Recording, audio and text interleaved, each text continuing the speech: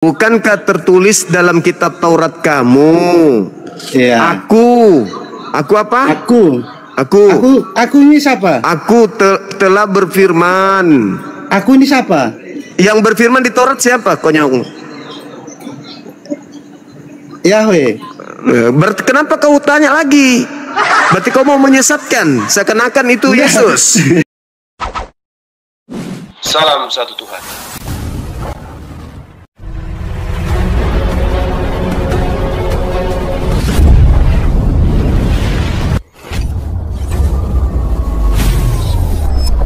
Ya, pengantar ini singkat para sahabat. Dukung semua ya sahabat-sahabat kita channel Densa News Muslim. Di like, di subscribe, di share sebanyak mungkin untuk supaya mencegah sahabat-sahabat kita di luar sana Tidak terpengaruh terhadap pemurtadan. Semoga Allah memberikan selalu sikap istiqamah. Salam satu Tuhan, Allahu Akbar. Ku Tuhan karena dia adalah penyampai firman Tuhan. Lu Jangan kau nipu di sini. Jangan kau nipu di sini. Oke ya? Nah, sekarang ketika saudara mengatakan bahwasanya Yesus disalib, penyalibnya jelas adalah pahlawan. Berarti Kristen ini adalah umatnya Sise. Iblis menghadiahkan apa kepada Kristen?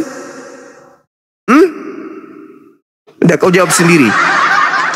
Tidak ada keselamatan di dalam Kristen tanpa percaya kepada hadiah yang diberikan oleh setan. Betul? Apa hadiah yang diberikan oleh setan? Ayo. Yang diberikan setan hadiahnya apa kepada kalian Kristen? Saudara, hadiah apa yang setan berikan kepada Kristen? Hadiah apa yang setan berikan kepada Kristen? Ayo. tidak ada hadiah dari setan. Lalu penyaliban ini dari mana?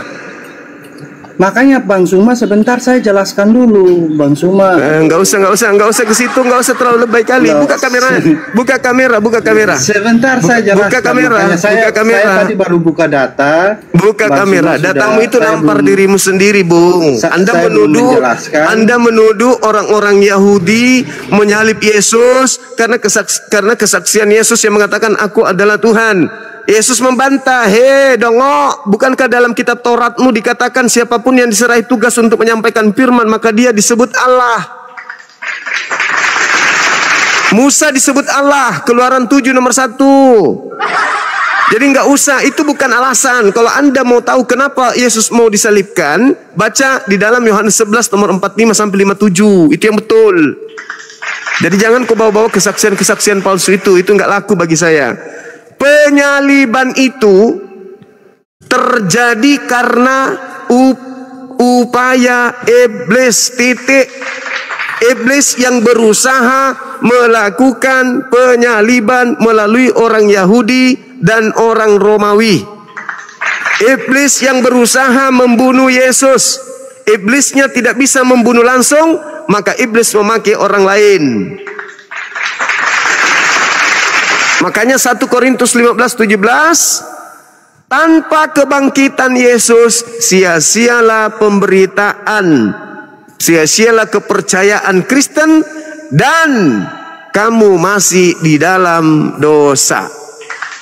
Jadi orang Kristen berdasarkan 1 Korintus 15:17 harus berterima kasih kepada siapa? Kapan saya bisa jelaskan ini Bang Suma?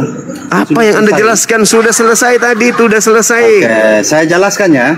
Ya, 1 Korintus 15 nomor 17, silakan.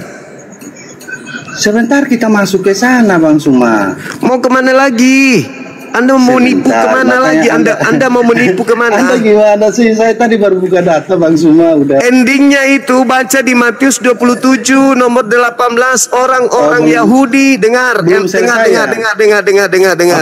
Orang-orang Yahudi menyerahkan Yesus untuk disalibkan karena apa? Karena dengki. Bukan karena Yesus menghujat Elohim, tapi karena mereka dengki. Imam kepala mahkamah agama, orang Farisi, ahli Taurat menyerahkan Yesus untuk dibunuh karena dengki. Apa bukti dia dengki? Baca Yohanes 11 nomor 45 sampai nomor 57. Mereka takut bangsanya dirampas atau dirampok oleh orang Romawi, maka mereka sepakat membunuh Yesus. Itu alasannya. Jadi jangan kau baca Yohanes 10 itu mau kau tipu siapa lagi di sini? Nggak ada orang bisa ditipu di situ, Bang.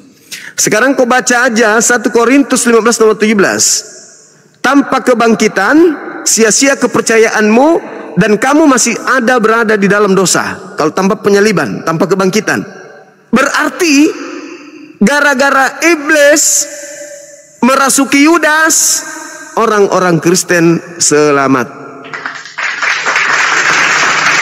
Kalau Anda keberatan dengan pernyataan saya, silakan Anda buka kamera, buka data Anda, 1 Korintus 15 Anda baca nomor 17.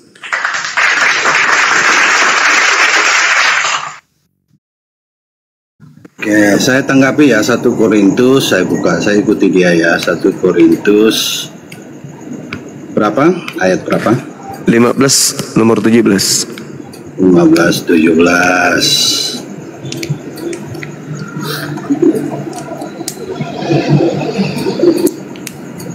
Ya, di sini perikopnya kebangkitan kita. Ya, 17 ya. Nah, kita lihat saudara-saudara. Dan jika Kristus tidak bangkit, tidak dibangkitkan, Bang. Jangan dipotong-potong, Bang. Ya. Dibangkitkan. Jika Kristus tidak dibangkitkan, maka sia-sialah kepercayaan kamu. Dan kamu masih hidup dalam dosamu. Ini tentang kebangkitan, Pak. Iya, bisa ndak Yesus bangkit dari kubur tanpa dibunuh? Saya jelaskan ya kepada saudara ya. Iya, silakan. Ini tidak tentang penyaliban, tentang kebangkitan. Kenapa dikatakan demikian dalam ayat ini? Karena Tuhan kan menjanjikan surga. Tuhan Yesus menjanjikan bahwa orang yang percaya kepadanya itu masalah kebangkitan, Bang. Saya tunjukkan datanya. Saya cari itu masalah kebangkitan, Bang. Iya, masalah kebangkitan. Ya, ini jadi bicara tentang kebangkitan. Ya, artinya gini. Ini bicara tentang tanpa kebangkitan, sia-sialah kepercayaan kamu. Bang Suma tadi udah ngomong banyak, lo masa saya jelaskan aja nggak bisa, Bang Suma? Tanpa kebangkitan, sia-sialah kepercayaan kamu. Bisa ndak bangkit tanpa disalib? Tunggu, bisa nggak Yesus bangkit tanpa disalib? Loh, di sini kan tidak membicarakan tentang disalib, Bang Suma. Bisa ndak bangkit tanpa disalib? Ini kan bicara tentang kebangkitan. Iya, bisa nggak bangkit tanpa disalib? Loh, kalau nggak ada kan katanya disalib kan, ngapain saya harus tambahkan, Bang Suma? Maksud pertanyaan saya, bisa nggak Yesus itu keluar dari kubur tanpa disalib terlebih dahulu? Loh, saya nggak tahu sampai ke hal itu karena di sini kalimatnya tentang kebangkitan bukan tentang salib. Ya udah, inilah teman-teman, katanya disalib di sini. Inilah teman-teman, kalau penyesat diajak diskusi begitu, dia pura-pura bodoh, pura-pura bego. Bang Suma. Ya iyalah, pertanyaan yang sangat sederhana. Bisa tidak kebangkitan dari kubur tanpa penyaliban dulu? Kan tidak ada masalahnya, Bang Suma, kalau kalimatnya di sana. Bukan masalah tidak ada masalah. Tanpa penyaliban, seandainya kalimatnya tanpa penyaliban, loh, ya, apa sih orang ini? Sekarang bisa nggak bangkit tanpa penyaliban? Bisa nggak? Kamu masih hidup dalam dosa. Bisa nggak bangkit tanpa penyaliban?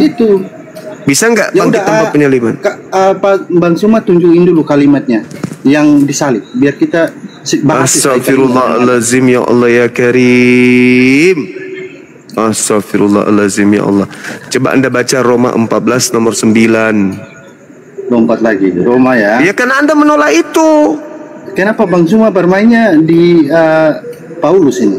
Ya kok jadi Paulus? Karena cuma Paulus yang mengajarkan kalau salib itu adalah menyelamatkan. Oke. Lucu ini habis ini saya bertanya ya Bang Suma ya. Itu temanya, Bung. Itu temanya, Bung. Gak usah nangis. Kan tema dua arah, Bang Suma. Ya, dua arah ini kan tadi di awal saya sudah menjelaskan wa qaulihim. Ya, kan sudah dua arah. Orang yang menyalib Yesus itu di Isa itu dihukum. Roma Wa ma qatalu wa ma salabu walakin syubbiha lahum. Dihukum mereka, bukan pahlawan itu. Roma 14 nomor 9. Roma 14 ayat 9. Ya.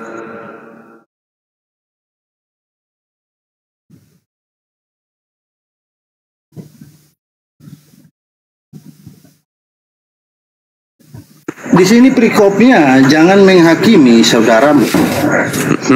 Ntar saya lihat dulu. Ya, jangan menghakimi saudaramu. Silakan. Saya buka ya. Iya. Ya, di sini, Bang Suma. Jangan menghakimi saudaramu. Ya kan, Bang Suma? Iya. Nah, Bang Suma ambil dari ayat 9. Iya. Di sini dia. Ya, sebab untuk itulah Kristus telah mati dan hidup kembali, ya, supaya ia menjadi Tuhan. Bisa nggak Yesus hidup kembali tanpa dibunuh? Orang mati maupun orang-orang hidup. Sekarang bisa nggak Yesus itu?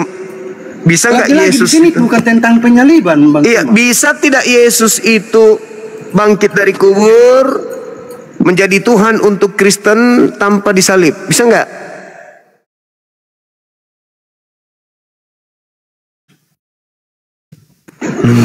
Oke, saya jawab ya. Bisa nggak Yesus bangkit dari kubur tanpa disalib? Yo, saya nggak ada kalimat seperti itu soalnya. Jadi saya nggak mau membuat satu narasi yang tidak tercatat. Aduh. Nggak ada kalimat yang masalah. Kalau di sini Bang Suma tadi kan membahas Yesus kalau tidak disalibkan, itu kalimat Bang Suma. Kalau tidak disalibkan maka kita tidak bisa selamat. Kristen tidak bisa selamat. Iya, memang. Coba Anda baca Filipi 2 itu. Dengan ayat yang tadi Bang Suma kasih, kita sudah lari dari 1 Korintus. Di sana tidak membahas tentang penyaliban, tapi tentang kebangkitan. Nah, bisa nggak bangkit tanpa salib? Bukan, iya, tapi tidak ada kalimat disalib, ngapain ditambahkan? Astagfirullahaladzim. Tentang kebangkitan. Ya Allah ya Karim. Tentang kebangkitan, Bang Suma. Kalau begitu kau coba lihat di dalam Filipi 2 nomor 6. Ini saya melatih Bang Suma untuk bisa meletakkan satu kalimat, satu ayat itu Astagfirullah, saya pula yang dilatihnya nih. Posisinya. Kau baca Filipi 2 coba. Gitu loh. Filipi 2 kau baca nomor 6 sampai nomor 10 atau nomor 11. Gitu. Oten. Satu Filipi lagi, lari lagi ya, satu Filipi ya.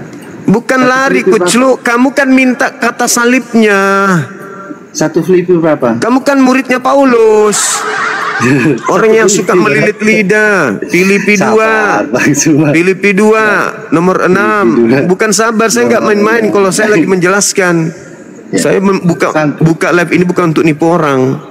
Santai dan ya. Nasihat supaya bersatu dan merendahkan diri seperti Kristus. Ini membahas tentang merendahkan diri. Banyak kali alasan kau, kali air lurumu. Filipi 2 kau baca, Filipi 2 nomor 6 sampai nomor 10. Oke, nah, yang walaupun dalam rupa Allah tidak menganggap kesetaraan dengan Allah itu sebagai milik yang harus dipertahankan, melainkan telah mengosongkan diri. Maaf, saya lupa. Saya harus tunjukkan data. Nanti dibilang saya nipu lagi, saya langsung. Ya, melainkan telah mengosongkan dirinya sendiri dan mengambil rupa seorang hamba dan menjadi sama seperti menjadi sama dengan manusia. Ya, di ayat 8-nya. Dan dalam keadaan sebagai manusia, ia telah merendahkan dirinya dan taat sampai mati. Bahkan sampai mati di kayu salib. Kayu salib, ada kan? Nah, ya. Ada kan? Oke, saya jelaskan. Ada enggak? Ini ya. Baca data selanjutnya kau baca. 9, 10 sampai 11. Supaya dalam nama Yesus bertekuk lutut segala yang ada di langit dan yang ada di bumi dan yang ada di bawah bumi. Ayat 11-nya, dan segala lidah mengaku Yesus Kristus adalah Tuhan bagi kemuliaan Allah Bapa. Jadi penyaliban itu bermanfaat banget nggak? Penyaliban itu bermanfaat banget nggak? Ini dibahas tentang ketaatan, Bang Suma. Supaya dalam nama Yesus bertekuk lutut segala apa yang ada di langit dan di bumi. Untuk itulah dia taat sampai disalib.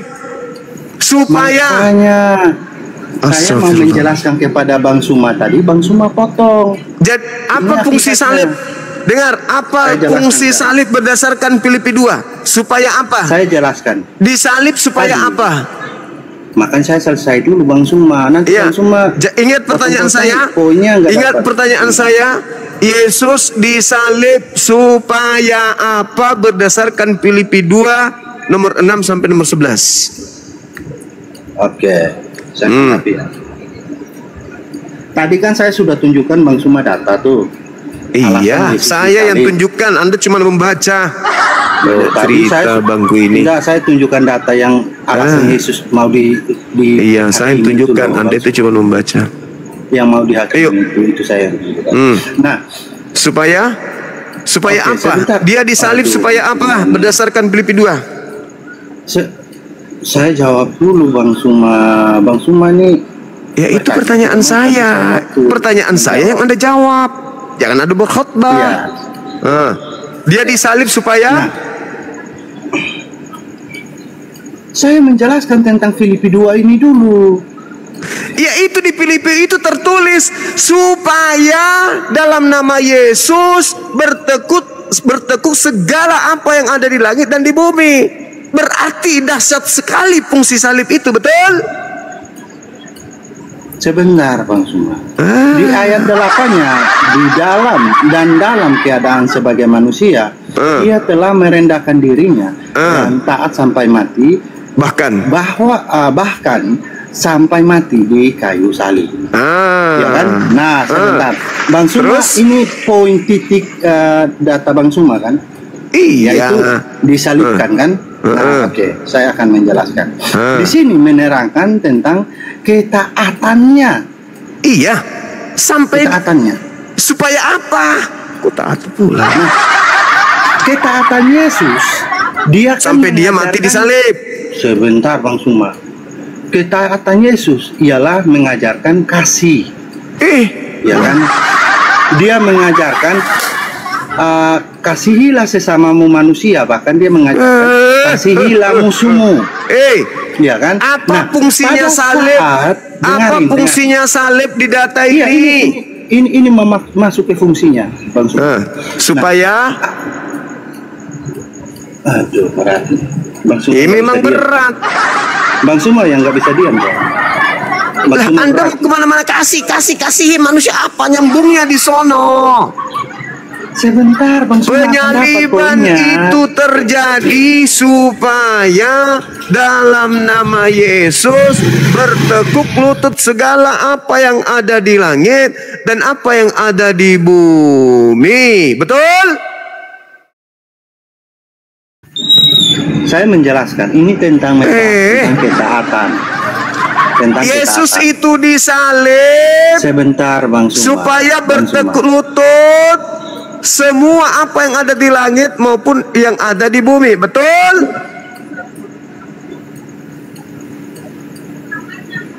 Saya lagi membahas tentang ketaatan, nanti saya kaitkan. Astagfirullahaladzim, ya Allah ya Karim. Bisa kasih saya waktu sebentar, Bang Suma. Iya. Sebentar aja. Kamu tinggal akui data yang saya tunjukkan itu. Nggak bisa. Dia turun ke bumi, mengosongkan dirinya, tidak mempertahankan dirinya sebagai dewa, melainkan mengosongkan dirinya dan mengambil rupa hamba sampai taat, bahkan sampai taat mati di atas tiang salib, supaya bertekuk lutut semua apa yang ada di atas langit dan di bumi. Betul? Saya jelaskan. Betul tidak? Saya jelaskan, Bang Suma. Betul. Biar Bang Suma paham ayat ini. Betul tidak? saya jelaskan. Itu Bang Suma. Nggak perlu penjelasan, saya bertanya, betul tidak bahwa penyaliban itu fungsi salah satunya adalah supaya seluruh apa yang ada di langit dan di bumi bertekuk lutut kepada Yesus, betul? Tidak, karena poinnya bukan ke penyaliban. Mati mi. Ini poinnya tentang ketaatan, bukan tentang penyaliban. Poinnya tentang ketaatan. Astagfirullahaladzim. Saking taatnya Yesus sampai dia taat mati di atas tiang salib. Bang Suma, bagaimana mungkin Bang Suma lihat ini nasihat supaya bersatu dan merendahkan diri seperti Kristus. Di sini membahas tentang ketaatan, nasihat-nasihat supaya kita menjadi taat. Ya? Yesus taat sampai mati di atas tiang salib. Yesus yang apa taat. Fungsinya Yesus? Apa fungsinya Yesus taat di atas sampai salib, disalib? Fungsinya apa, Bang? Dia taat dalam hal apa yang kita cari tahu. Satu, mengajarkan ketaatan. Kedua, ketaatan tentang apa, Bang Suma? Ketaatan tentang penyaliban. Satu. Ketaatan tentang penyaliban, Bang Suma. Jadi taat kepada siapa rupanya? Di sini, makanya Bang Suma kenapa tidak mau saya menjelaskan? Akhirnya ya silakan Anda jelaskan. Silakan Anda jelaskan. Silakan Anda jelaskan. Ingat ya, ingat. Kesimpulan saya adalah Yesus turun ke bumi, taat kemudian sampai mati di atas tiang salib. Supaya bertekuk lutut semua apa yang ada di langit dan di bumi. Oke? Nah, kalau Anda mengatakan beda, saya cuma bertanya, apa fungsi Yesus disalib berdasarkan Filipi 2? Nomor 6, nomor 7, nomor 8, nomor 9, nomor 10, nomor 11. Itu sudah satu perikop. Apa fungsinya Yesus disalibkan? Supaya bertekuk lutut. Berarti luar biasa sang penyalib Yesus. Tadi saya katakan kepada Anda, di dalam kitab Anda 1 Korintus 15:17 Anda kabur. Di situ tidak ada kata penyaliban. Di situ kebangkitan. Seakan-akan Yesus itu bangkit dari kubur tanpa disalib dulu. Oke, saya ikuti. Anda mau menyesatkan dari sisi mana lagi? Oh, harus ada kata penyaliban. Saya kasih lagi kata penyaliban. Taat sampai mati di atas salib. Saya kasih. Anda larikan lagi. Itu masalah ketaatan.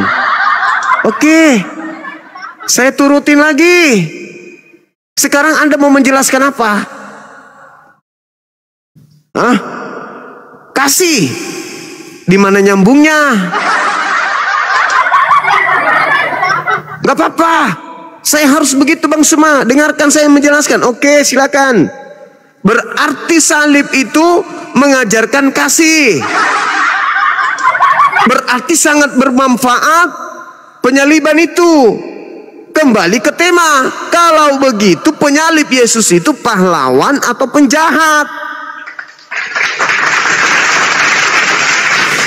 Buka silakan. Bang Suma sudah bisa diam ya, saya jelaskan. Bang Suma di sini membahas tentang ketaatan. Kenapa tentang ketaatan? Yaitu Tuhan Yesus kan mengajarkan kasih. Nah, apabila pada saat tentara Romawi ingin menangkap dia, jika dia tidak melakukan kasih itu, Bang Suma bisa lihat di Matius, saya buka ya, biar saya data dulu baru saya bicara. Matius ayatnya yang ke-26. Pasal 26 ayatnya yang ke-53 ya. Nanti teruskan ke 59 ya. 53 nanti baca 59. Bang Suma nih kebiasaan. Bang Suma dia bisa sabaran orangnya. Bukan, ini bukan gereja. Ya, sebentar. Baca nanti 59 ya. Jangan kau enggak baca.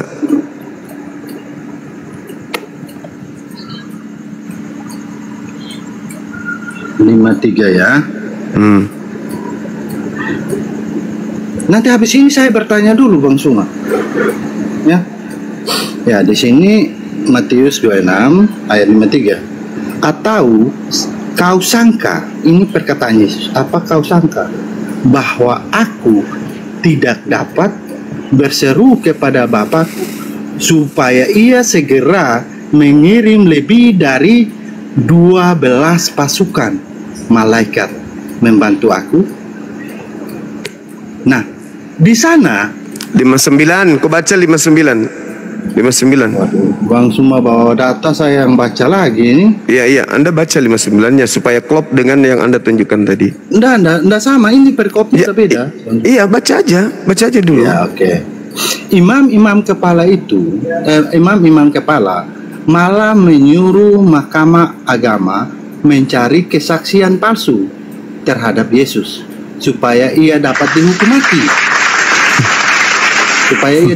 mati. Ya. Ini sudah berbeda. Ini Yesus sudah ditangkap, sedangkan yang ini Yesus baru mau ditangkap, Bang Suma. Ya. Yang di ayat 53 ini. Jadi kesaksian palsu. Sebentar. Saya baru buka data, Bang Suma nggak kasih saya ngomong ini. Jadi untuk membunuh orang benar, mereka butuh melakukan kesaksian palsu kan? Untuk membunuh Yesus kan? Untuk menuduh Yesus. Nomor 4-nya? Tuduhan tidak coba nomor 4-nya, coba nomor 4-nya. Itu dilakukan oleh orang. Coba nomor 4-nya Anda baca. Berani nggak Anda baca nomor 4-nya? Aduh, baca. Please. Kenapa? Please baca nomor 4. Tidak kasih saya kesempatan. Enggak, supaya klop. Coba. Baca nomor 4-nya. Berani nggak? Berani dong. Aduh, tunggu sebentar Bang Suma, nanti Anda kan yang punya kitab, berani dong baca nomor 4-nya. Berani nggak baca nomor 4-nya? Iya, tapi lompat-lompat. Ini bukan. Itu kaitannya tadi itu Bang. Coba Anda baca nomor 4-nya. Gimana kaitannya Bang Suma? Coba. Saya bawa dari sini. Iya. Saya bawa dari ini ayat 53. Bang Suma bawa dari ayat berapa? Tadi 59. Yesus sekarang dihadapkan Mahkamah Agama. Yesus dihadapkan Mahkamah Agama. Oke, sekarang nomor 4. 59. Sekarang nomor 4. Lompat jauh sekali nih Bang Suma. Sekarang tidak, nomor 4. Saudara, tidak. Itu cuma itu satu bab itu. Nah, ini kan Yesus nomor 4-nya dulu. Mulai nomor dari 47. Iya, nomor 4-nya dulu. Nomor 4 supaya kita lihat akarnya di mana. Gitu loh. Nah, ini di Taman Getsemani. Iya, nomor 4-nya. Ya kan? Ya, itu runutannya. Makanya ini temanya kita nih, eksekutor salib. Petrus akan menyangkal Yesus. Ini nubuatan, belum terjadi. Nah, nomor 4. Ini karena belum terjadi penyaliban. Penetapan perjamuan malam. Ini perjamuan malam ini. Iya, nomor 4 belum terjadi. Nomor 4-nya malam terakhir perjamuannya. Iya, perjamuan terakhir. Di sini Yesus Paskah. makan Paskah dengan murid-muridnya. Nah, ini makan Paskah. Nomor 4-nya ya. Ini Yudas berkhianat Yesus. Oke. Ya. Nomor 4. Ini apa lagi? Terus. Nah, nomor 4-nya Anda baca. Yesus diurapi. Nah, nomor 4 Anda baca. Di situ apa lagi nih? Nomor 4. Kalau nomor 4 baca dulu. Pemberitahuan keempat tentang penderitaan Yesus, rencana untuk membunuh Yesus. Siap. Nah, berarti di sini baru mereka lagi membuat rancangan. Ya, nomor 4-nya baca dong. Untuk menangkap Yesus. Nomor di 4. Ayat keempatnya dimulai dari ayat 1, tapi dicomot di ayat 4 ya. Ayat 4 dan mereka merundingkan sesuatu rencana untuk menangkap Yesus dengan tipu muslihat untuk membunuh dia. Oke. Jadi tipu muslihat dan kesaksian. Tunggu. Jadi sabar dulu. Sabar dulu, Bang. Tadi saya lupakan yang ayat yang tadi saya sampaikan. Sabar dulu, nggak ada hubungannya itu. Jadi dengar dulu. Kan endingnya nanti disalib tuh. Endingnya disalib. Jadi tipu muslihat. Dengar dulu. Jadi karena tipu muslihat, karena kesaksian palsu, karena iblis merasuki Yudas, Karena dengkinya orang-orang Yahudi terhadap Yesus, maka terjadi penyaliban. Kalau mereka tidak bikin kesaksian palsu, kalau mereka tidak bikin tipu muslihat, kalau mereka tidak sepakat membunuh, kalau iblis tidak merasuki Yudas sehingga Yudas berkhianat, maka sia-sialah kepercayaan Kristen dan Kristen masih tetap ada di dalam dosa. Maka mereka yang melakukan tipu muslihat, mereka yang melakukan kesaksian palsu, mereka yang merasuki Yudas adalah pahlawan atau penjahat bagi Kristen. Jawab. Ini Bang Suma, pertanyaannya bagaimana? Saya baru baca. Nanti sebentar saya ikuti ini lagi. Saya baru tunjuk data, Bang Suma udah tunjuk data yang lain. Saya nggak jadi jelaskan lagi. Langsung di puncaknya, Bang, Yesus disalib. Dari hasil kesaksian palsu, dari hasil tipu muslihat, dari hasil pengkhianatan Yudas, dari hasil Yesus Yudas dirasuki iblis, maka terjadi penyaliban. Dan Paulus mengatakan, sia-sialah kepercayaan kamu kalau Yesus tidak dibangkitkan. Berarti penyaliban ini sangat bermanfaat. Dengan kata lain, tipu muslihat dan kesaksian palsu serta kerja iblis merasuki Yudas adalah hal yang sangat bermanfaat bagi keselamatan aliteng. Betul? Tidak betul. Tanpa penyaliban ada kebangkitan. Itu adalah fitnah yang nyata. Tunggu dulu. Tanpa penyaliban ada kebangkitan atau tidak ada? Itu adalah fitnah yang nyata ya. Saudara, menjelaskan. Kamu yang membaca datanya, kamu yang membaca dalilnya, kau bilang saya fitnah. Paulus merangkum 1 Korintus 15:17. Tanpa kebangkitan sia-sialah imanmu, kepercayaanmu, dan kamu masih tetap di dalam dosa. Berarti orang Kristen harus berterima kasih kepada siapa? Selain kepada iblis dan para pelaku yang melakukan tipu muslihat dan kesaksian palsu. Ayo. Jadi data-data yang Anda sajikan tadi, ya, itu adalah data yang mewajibkan Kristen berterima kasih kepada syaitan. Berterima kasih kepada pelaku kejahatan, pelaku tipu muslihat, pelaku kesaksian palsu. Mereka adalah pahlawan-pahlawan kalian. Ini sebenarnya kita diskusi Bang Suma atau kita ngapain ini Bang Suma? Bantah data saya. Apakah pelaku penyaliban itu dengar? Apakah pelaku penyaliban itu dengar? Apakah pelaku penyaliban itu pahlawan atau penjahat? Dari tadi loh itu. Santai aja Bang Suma, saya tidak akan menjebak Bang Suma, itu tidak akan. Santai Bang Suma. Memang tidak bisa kok jebak saya, Bang. Saya orang berakal. Saya bukan Kristen. Oke, Bang Suma. Kasih waktu saya ya. Ya, silakan Anda menjawab dengan menggunakan data bahwa dengar bahwa pelaku kejahatan itu adalah pahlawan untuk Kristen atau penjahat. Silakan. Kalau dia penjahat, apa alasannya Anda mengatakan dia penjahat? Kalau dia pahlawan, apa alasannya kalau Anda katakan dia pahlawan? Kalau saya mengatakan bahwa yang melakukan penyaliban, melakukan tipu muslihat dan iblis yang merasuki Yudas itu adalah pahlawan untuk Kristen. Datanya 1 Korintus 15 nomor 17, Filipi 2 nomor 6 sampai nomor 11. Tanpa penyaliban nih. Tanpa penyaliban tidak ada keselamatan dan sia-sialah kepercayaan saudara. Di Filipi berapa tanpa penyaliban itu? Itu tadi Filipi 2 yang Anda baca tuh, yang Anda plesetkan jadi ketaatan. Kalimatnya tidak seperti itu Bang Suma. Tanpa penyaliban manusia. Tanpa ya. Apakah seperti Bang Suma bilang? Filipi berapa? Filipi 2 ya. Di Filipi itu tanpa penyaliban. Bahlul juga ini. Ada nggak OTN lain? Kalau ini lemparkan ke neraka aja ini. Jangan. Saya tidak suka orang pembohong penipu kayak. Semua panik ini. Mana. Kok ya saya dipanik? Yang terdakwa kamu, kok aku yang panik? Mana? Filipi 2 nomor 6. Ya, nomor 7, nomor 8 tadi sampai nomor 11. Tanpa penyaliban. Coba. Di mana kalimat tanpa penyaliban ini? Kok dicari tanpa penyaliban?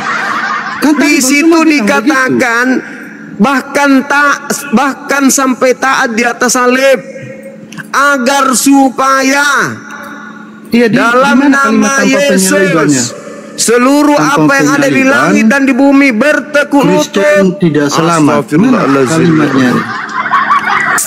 Mana kalimatnya nih? Ayo OTN yang lain silakan diganti, ini memalukan kalian ini kalau masih bertahan. Jangan gitulah Bang Suma. Ya, Anda jangan plesetkan apa yang saya ucapkan itu seakan-akan Anda merasa menang karena tidak ada ucapan itu.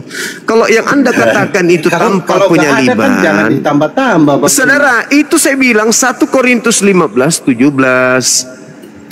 Tanpa kebangkitan.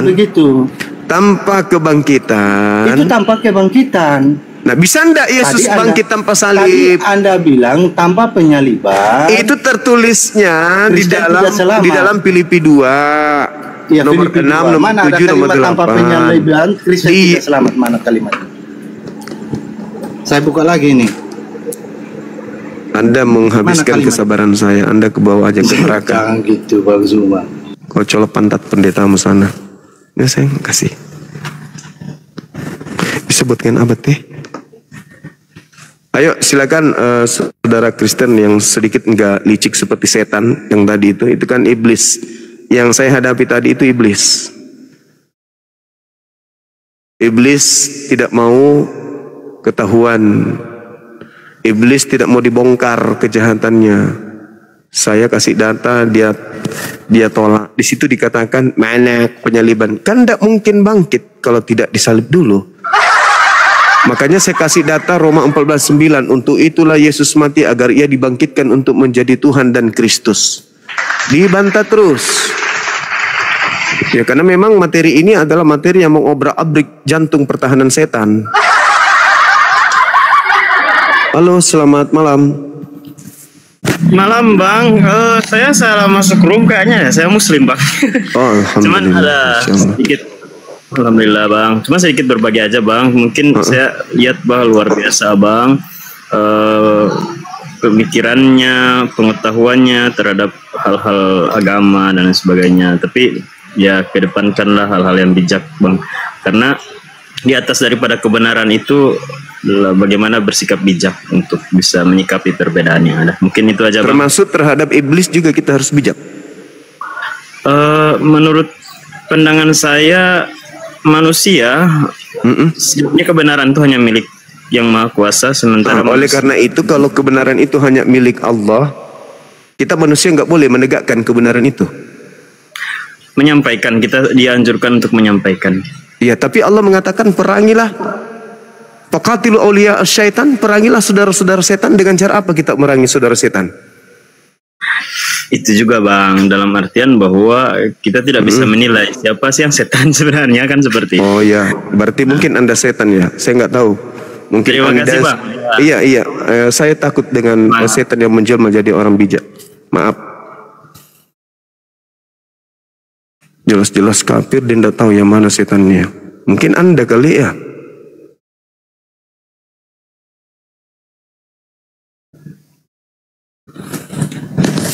Saya keras terhadap pembela kejahatan. Ya, selamat malam, Zuma. Malam, ya saudara Zagi. Bisa buka kamera? Bisa dong. Ini penonton ada 6.000 orang nih ya, lebih ya? Iya. Saya mau lihat Zuma kuat berapa lama mas saya nih hari ini. Terserah Bang, terserah. Kalau saya udah ngantuk, saya biasanya ngantuk gimana sih Zuma nih Yesus aja tidur Bang. Yesus aja tidur. Anda bilang tadi, ya kan? Yesus aja tidur Bang. Tunggu sebentar. Anda bilang tadi, berarti iblis itu pahlawan. Iya, bagi Kristen kan? Itulah karena Anda terlalu, maaf ya, terlalu BODOH. Oh, kalau begitu Bang, kalau begitu ada nggak keselamatan di Kristen tanpa upah, yang diberikan kemudian oleh iblis? Saya jawab dalil ya. Silakan. 1 Korintus 2 ayat 7 dan 8. 1 Korintus 2 ayat nomor 7 dan 8. Ya, silakan Anda baca. Perhatikan baik-baik ya. Ya, silakan. Ya. Tetapi yang kami beritakan ialah hikmat Allah yang tersembunyi dan rahasia, yang Apa sebelum dunia dijadikan, telah disediakan Allah bagi kemuliaan kita. Ayat 8. Tidak ada dari penguasa dunia ini yang mengenalnya. Mengenal siapa? Mengenal hikmatnya Allah.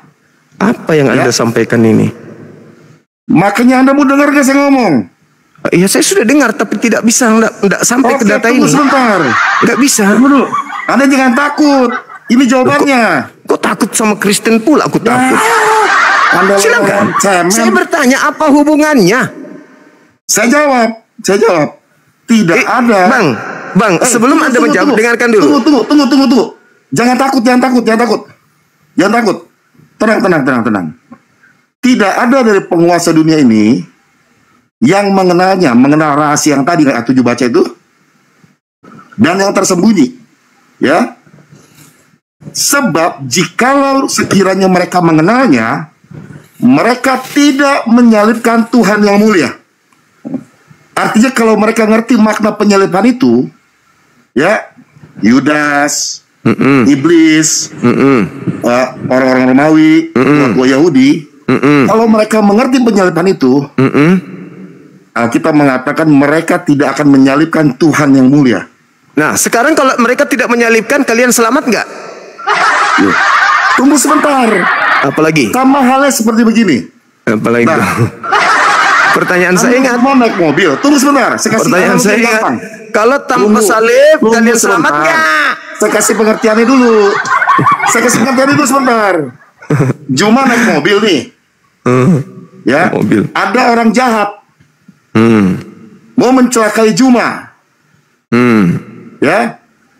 Akhirnya ketika dipepet mobilnya, mobil terbalik dan airbag itu keluar. Dan Juma selamat. Saya mau tanya, apakah airbag ini keluar karena ada seorang yang berjasa sehingga airbag itu keluar menyelamatkan Juma? Apa? Pertanyaannya gimana? Maka itu kamu tuh SD. Pertanyaan gimana? Pertanyaan gimana? Pertanyaan gimana? Jalangin ya. Perhatikan baik-baik. Ya. Juma naik mobil. Ya, kan mobil kan selama kan dipamerin terus tuh di TikTok ya. Yang ada sunroofnya tuh, ya. Itu ada mobil saya sendiri. Ya, ada orang jahat. Pengen nyerempet Juma supaya Juma celaka. Orang jahat nih. Tapi dia nggak tahu ada airbag itu. Waktu diserempet, jebret, airbag itu keluar, Juma pun akhirnya selamat. Dari airbag, karena airbag itu keluar. Ya, terus? Saya mau tanya, yang jadi si penyerempet mobil Juma itu pahlawan bukan? Dia pelaku kejahatan. Iya, betul. Nah, tapi pahlawan nggak yang membuat si selamat itu keluar? Jawab. Apa? Dia yang berjasa nggak supaya airbag itu keluar? Enggak. Sama berarti kamu udah ngerti itu. Nah, berarti dia orang Yahudi. Tunggu sebentar. Saya lagi dong. Sebentar. Saya belum selesai dong. Tunggu dulu. Anda takut kayaknya. Bukan takut. Takut. Takut saya nggak bakal naik ke sini. Takut. Kalau takut saya nggak bakal naik ke sini. Kenapa Anda tidak membiarkan saya ngomong? Karena saya belum selesai. Oke, habis ini jangan Anda lari kemana-mana. Ya, silakan. Berarti ketika Anda berkata, si iblis itu pahlawan, Yudas itu pahlawan, ya. Orang Romawi itu pahlawan, ya kan? Lalu tua Yahudi itu pahlawan, ya. Padahal Alkitab sudah saya bacakan tadi dalilnya, betul? Mereka sebenarnya nggak tahu bahwa dengan penyaliban itu terjadi keselamatan itu. Karena penyaliban itu jadi keselamatan. Kata siapa? Loh, ini ayatnya ada. Iya, kata siapa? Ayatnya ini ada dalilnya. Kata siapa? Anda pasti nyangka lagi kata Paulus, betul nggak? Enggak kata Paulus, karena 1 Korintus 15 nomor 17 kata siapa? Anda udah lari kemana? Siapa yang mengatakan? Siapa yang mengatakan dalam 1 Korintus 15 nomor 17? Siapa yang berkata? Siapa yang berkata di dalam 1 Korintus 15 nomor 17 tanpa kebangkitan, diam dulu dong. Diam dulu dong. Gantian kita. Anda benci sama Paulus, tapi gantian kita. Boleh saya ngomong? Oke. 1 Korintus 15 nomor 17 tanpa kebangkitan. Buka ayatnya. Biar jangan lari. Tanpa kebangkitan, sia-sialah kepercayaanmu dan kamu masih berada di dalam dosa. Betul. Nah, berarti siapa yang melakukan penyaliban?